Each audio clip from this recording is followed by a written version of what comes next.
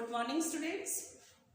आज BSc first year के अंदर जो हमारा टॉपिक चल रहा था, टॉपिक क्या चल रहा था, जिसके अंदर आपने अनुगति सिद्धांत किया था। अनुगति सिद्धांत के बाद हमने उसकी इक्वेशन को डिराइव किया था। इक्वेशन हमारे पास क्या आई थी? PV equal to 1/3 mn v²। ये हमारे पास अनुगति सिद्धांत से। फिर उसके बाद हमने बॉयल्स के नियम को प्रूव किया था, चार्ल्स के नियम को प्रूव किया था, एवोगैड्रो के नियम को प्रूव किया था। अब हम इसके बाद डाल्टन का नियम जो है, डाल्टन का आंशिक दाब का नियम प्रूव करेंगे कि इसका अनुगति सिद्धांत से वो सही है या नहीं। तो उसके लिए हम किसी भी पात्र के अंदर एक पात्र लिया जिसके अंदर हमने किसी भी अलग अलग प्रकार की गैसों को उसके अंदर भर दिया, और हर एक गैस की जो काइनेटिक एनर्जी है वो KE1, KE2 अलग अलग गैसेस के लिए अलग अलग, KE1 एक के लिए, KE2 दूसरी के लिए, KE3 तीसरी के लिए, इस तरह से हम उसके अंदर गैस को फिल कर देते हैं।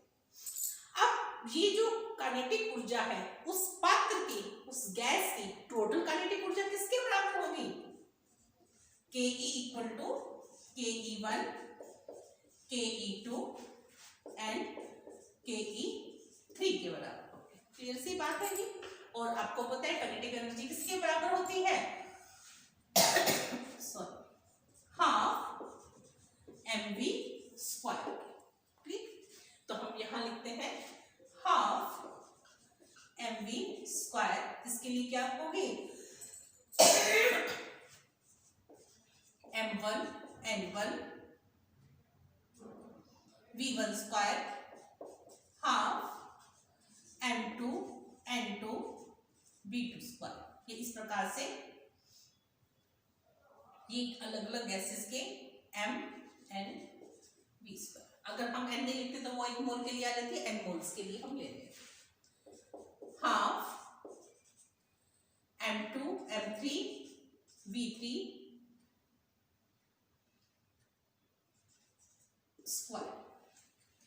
अब ये जो हमारे पास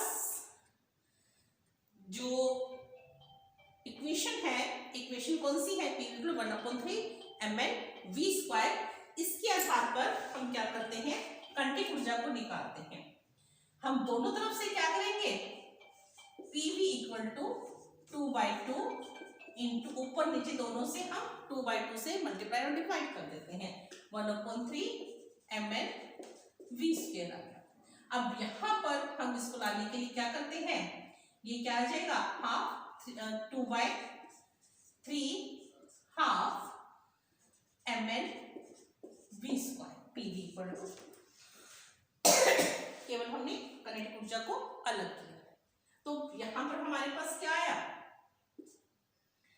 ये जो PV है 3/2, या इसको हम इस रूप में लिख सकते हैं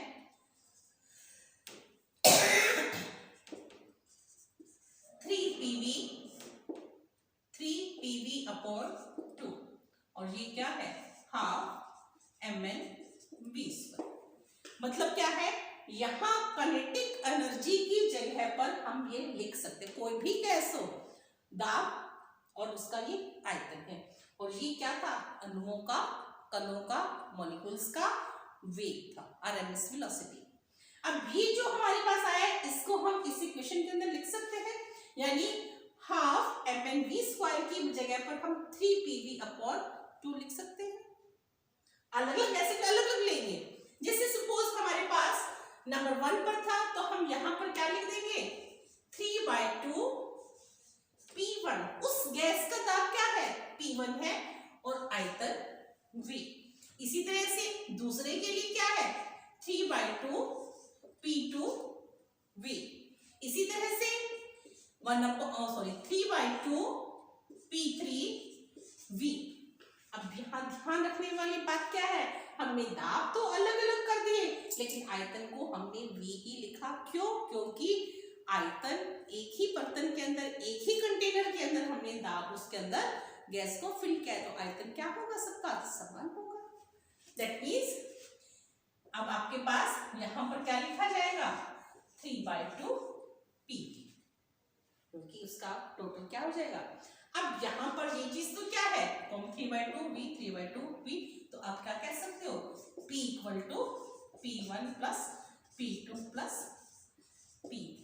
यही डाल्टन का आंशिक दाब का नियम है। क्या कहते हैं नियम, उस गैस का जो दाब होगा वो उसके अंदर उपस्थित गैसों के आंशिक दाब के प्लस के बराबर होगा। तो ये प्रूव हो जाता है उससे। नेक्स्ट हम लेते हैं इसके अंदर डाल्टन के, इसके बाद ग्राहम का विसरण का नियम, ग्राहम का विसरण का नियम। विसरण का नियम वही इसी इक्वेशन से लेना है जो हमारे पास अनुगत्य सिद्धांत की इक्वेशन है। ग्राहम के विसरण के नियम के अंदर हम इसी इक्वेशन पर PV equal to 1/3 mn v² पर आते हैं। वैसे सेम चीज लिख देते हैं, यहाँ पर हम 3PV mn v²,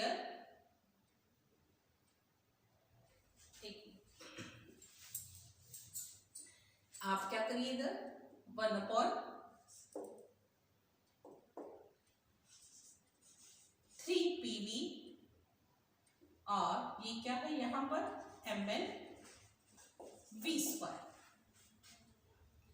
mn v², यहाँ पर हम mn की जगह पर हम क्या लिख सकते हैं, mn की जगह पर हमने m किसको माना था, मास को माना था, n क्या है, नंबर ऑफ मोल्स है, तो दैट मींस इसकी जगह पर हम कैपिटल हम टोटल मास को लिख सकते हैं। इसी को क्लियर कीजिए, PV इक्वल टू 1/3 mv²।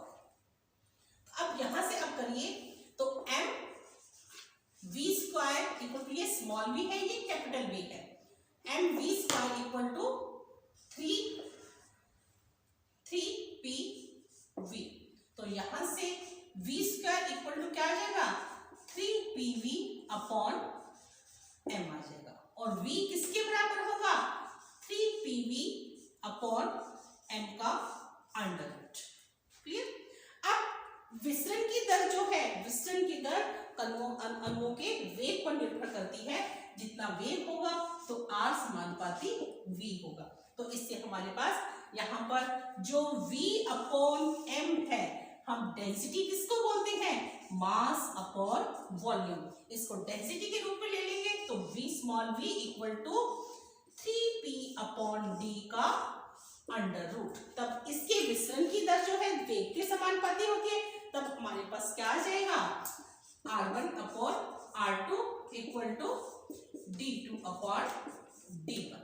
यही इसका ग्राहम के विसरण का नियम कहता है कि उस विसरण की दर जो है उसके कणों के वेग के समानुपाती होती है।